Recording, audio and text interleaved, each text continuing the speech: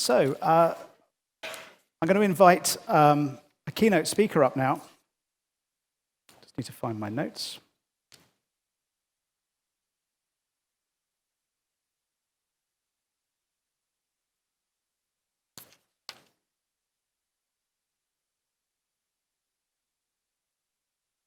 So I'd like to invite to the stage now for a keynote speech, and then we're going to have a Q&A afterwards. Paul Stein, who is the Chief Technical Officer of Rolls-Royce, and Paul's going to talk about our world, our industry, and our responsibility. Welcome, Paul. Thanks very much. It's working, by the way. Should be, yeah. It's working? Right, thanks very much. So thanks, and it's a great honor to be here. And we're all largely here because aviation's under the spotlight for its impact on the environment. Our industry is under scrutiny, and the time has come to be less passive in showing we have a plan to keep the world flying sustainably. As Caroline quite rightly said, aviation is a force for good. It connects people and goods like nothing else. It shrunk our planet to a global interconnected community. We transport 35% of world trade by value, and 3.6% of global GDP is contributed by aviation. So flying is good. It's net CO2, which is bad. And let's go and tackle the net CO2. We should stop for a moment, though, and take pride in our industry, because aircraft CO2 emissions are now down 80% since the first jet flights of the 50s and 60s. Reliability and safety records speak for themselves. An A350 on departure at Heathrow has been measured as being 6 dB quieter than the A330 777 era aircraft, and 6 dB is about half as loud, and the Boeing 787 is of similar performance. And low cost has opened up travel to everybody. So in 1990, we crossed 1 billion passengers globally. Last year, we carried 4.2 billion passengers, and 2040 will cross 8 billion passengers. Aviation really is a source for good. We're 2.7% of man-made CO2, but as other sectors decarbonize, this could rise to 15% by 2050 if we did nothing else. We're 7% of crude oil use right now that turns into Jet A, but that's going to become 20% without measures which we're now taking. The Akari and ATAG goals are our promise, and our promise is to roughly halve net CO2 by 2050 or keep CO2 flat, depending on which data you use. That's our promise, but our ambition is to exceed this and to reach net zero by 2050. And at this point, the question put to Ben about flight shame can be answered by saying that actually we're decreasing net CO2 at the same rate as other parts of the economy. In fact, I think we'll find at that point energy use like home heating and by gas is going to be a bigger problem than aviation, and that will become quite apparent. So how do we do this? Well, all the aviation CO2s, so from Rolls-Royce and Boeing and Airbus and GE and Pratt & Whitney and others, got together in Paris at the Paris Air Show and decided that we need to push ahead on 3 pillars. So these are pillars that impact the platform. I'll talk more about the system in a second. Firstly, a relentless pursuit of aircraft engine efficiency. Secondly, a significant, in fact, a humongous scale-up in the availability of sustainable aviation fuels. And thirdly, to introduce disruptive technology for smaller, shorter-range aircraft. And Caroline, you're right, we won't be battery powering A320s in the near future. To give you an idea of scale, by the way, few of these disruptive technologies will take us beyond 600 miles and 100 passengers. So, and 65% of all aviation gas used is used on flights longer than 1,000 miles. So leaving aside market-based measures and offsets, which I'll come back to later on, perhaps during the Q&A, we need sustainable fuels, and we need sustainable fuels in quantity. So coming back to the 3 pillars.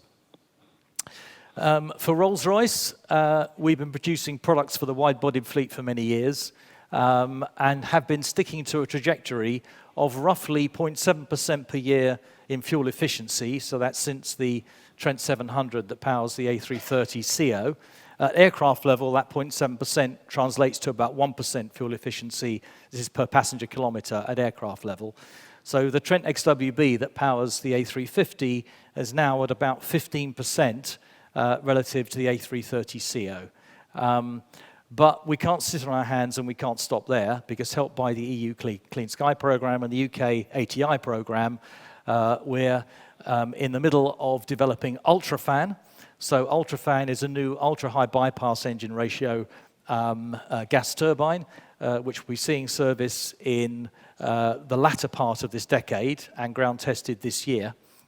But even beyond UltraFan, we're now researching where we go beyond UltraFan to take us to 30% improvement relative to the very early A330s and beyond. UltraFan is pretty huge. In fact, in 84K thrust version, it's a 140-inch fan, so you could thread a London tube train through the middle of the fan case. It will be the largest and most fuel-efficient gas turbine ever built, and it's a scalable architecture, so it goes from the middle-of-the-market engines right up to the big twins. And it achieves its efficiency through having a very large, slow-moving composite fan and a very fast-moving core connected by a gearbox, and the core is the first evolution of the Trent architecture since, in fact, the RB211 of the 1970s. So, sustainable fuels. So we need a massive scale-up in sustainable fuels. So right now, sustainable fuels are only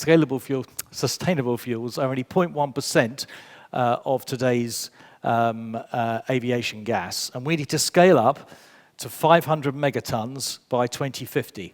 Now, even at 500 megatons, which will enable the world's fleet to be powered 100% by SAFs, we need a 30% improvement in fleet efficiency and use that new technology for those shorter range routes. So those together will take us to a path of net zero carbon. And the question is 500 megatons possible? We think it's possible, but it's not yet a promise. We've been looking with the oil and gas industry, some of whom are represented here today, at least 4 vectors for getting to SAFs. So there's been the traditional vectors of using biomass as a means of creating carbon capture and then into a Fischer-Tropsch process to create sustainable fuel that way.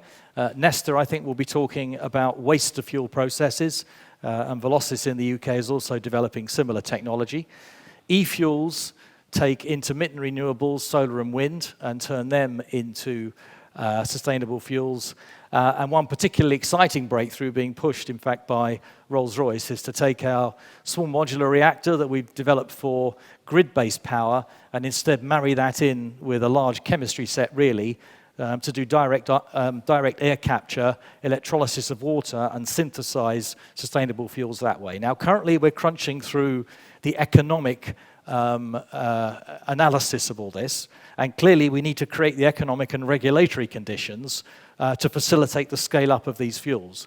But I'm here to tell you that technically it's possible, and it's about regulation and economics. We're holding a big fuel summit in London on the 13th of March with the CTOs of the aviation industry, energy companies, many airlines represented in this room, brokered by ATAG, to try and move towards what is that formula which allows this massive scale-up. And it's pretty massive. I mean, we're talking trillions of dollars to get from where we are now in capital repositioning to produce 500 megatons by 2050. The third pillar is novel propulsion.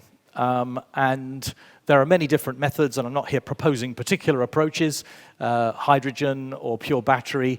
And in fact, as a company, we're backing nearly all the horses.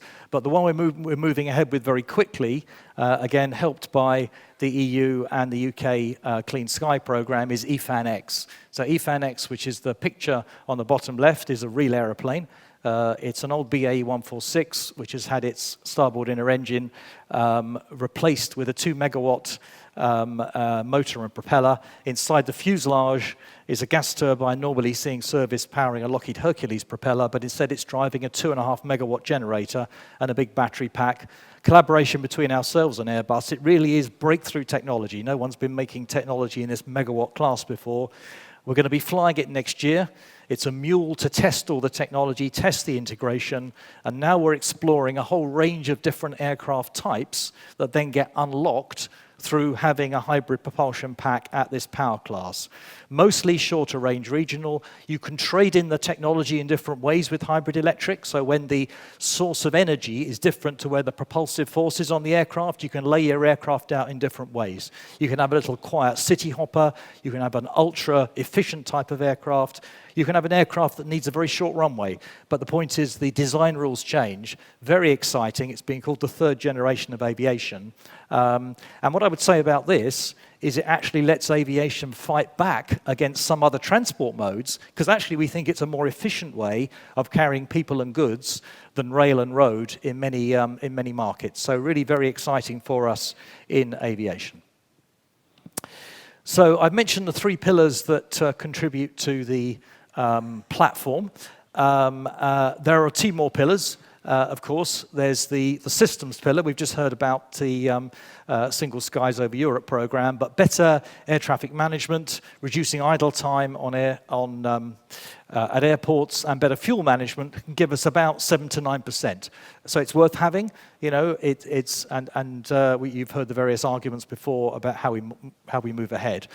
And market-based measures, I think we see those as interim solutions. They are definitely things we should be pursuing, particularly reforestation, but there are issues of scale and issues of where we're moving into 2030s, into the 2040s, that unquestionably limit where we can take market-based measures. But that's not to say that what we're doing now through CORSIA is not goodness. So to summarize, we stick to our promise. Our promise right now are the ACARI and ATAG goals. But our aspiration is to go further than that, to drive to net zero carbon. We know we need sustainable aviation fuels. We must encourage them. It's not so much about the technology. We know how to make them. It's about the economics and the scaling. It's a massive, massive industry, a bigger industry than aviation, and how we reposition all that. To do that, we need to convene new bodies. We need to bring together aviation, airlines, fuels companies, some of which are here today, the regulators, the EU, industry bodies. And on top of all that, we need to continue to reduce our fuel per kilometre, both for emissions and also for cost reasons as well. And so this relentless pursuit of aircraft efficiency is also incredibly important. So with that, I'll thank you for listening, and I'll hand over back to Max for Q&A. Thank you.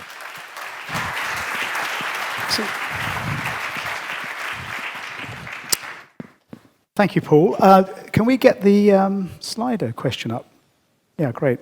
So we can talk about this. I'm just trying to get the agenda back on time, so we have a fairly short Q&A, but what's the biggest challenge to the introduction of engine technology delivering step change in industry's environmental credentials? Technical, philosophical, cost, judicial, or something else? And I thought maybe, Paul, you're quite well equipped to tell us what you think on that.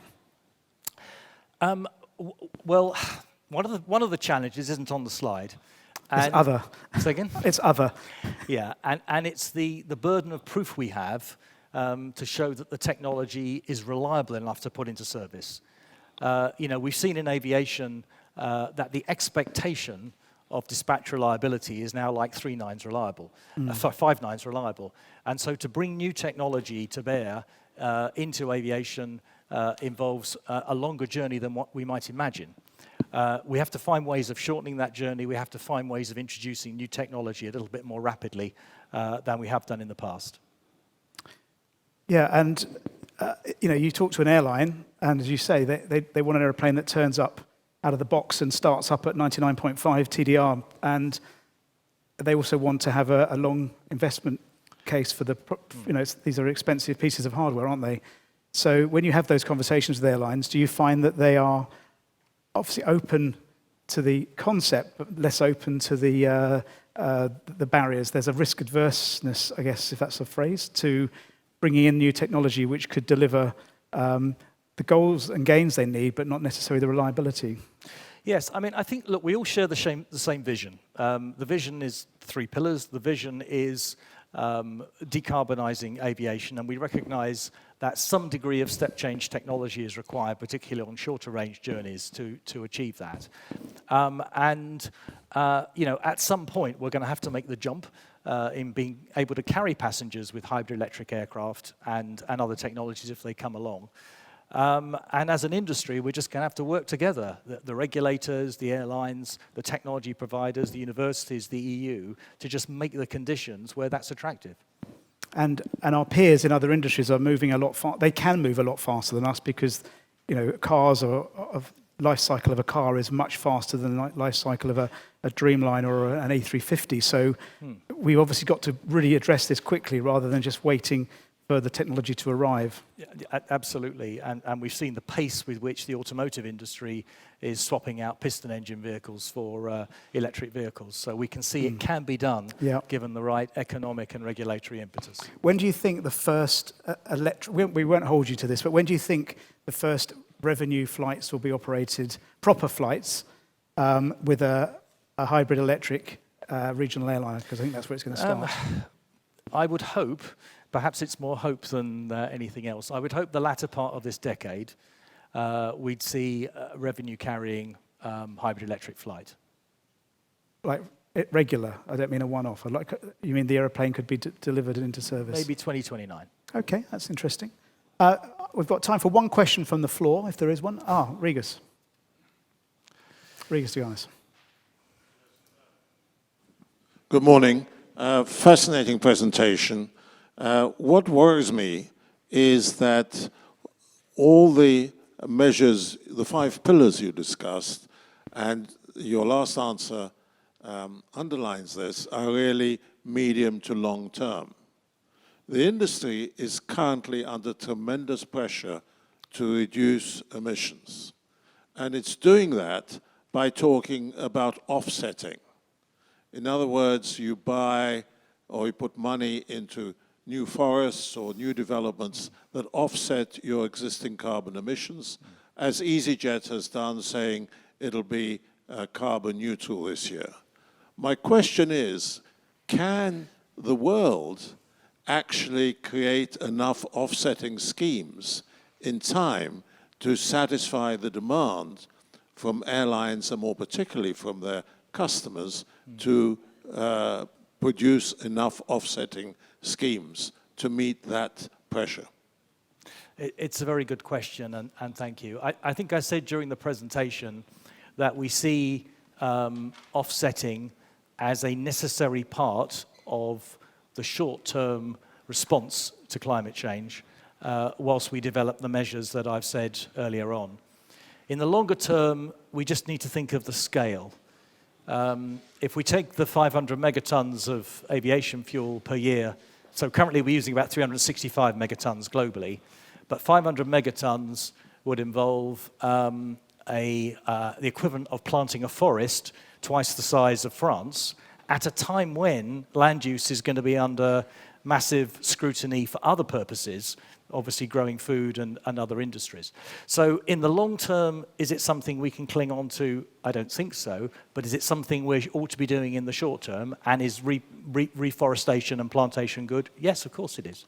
But you did answer my question, which is there sufficient space and time to meet the offsetting requirements?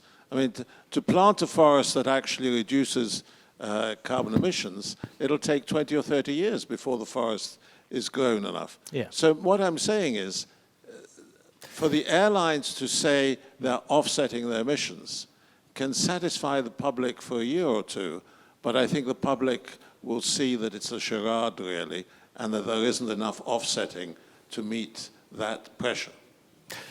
So, some of the airlines have chosen to kick off offsetting schemes, and I'll let them speak for themselves if you don't mind. I think I'll just come back to the fact that I agree with your fundamental point. In the medium to long term, we need the technological solution so that aviation is a self-contained net zero carbon service that we continue to grow and do all the goodness we're doing to the world. In the shorter term, we're going to have to rely on some degree of offsetting and make it work.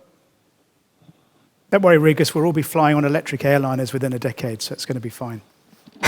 With that, I'd like to say thank you to Paul. Lunch is served in the upstairs by where you had the registration this morning, and we need to be back in here at 14:10 prompt, please. Thank you very much.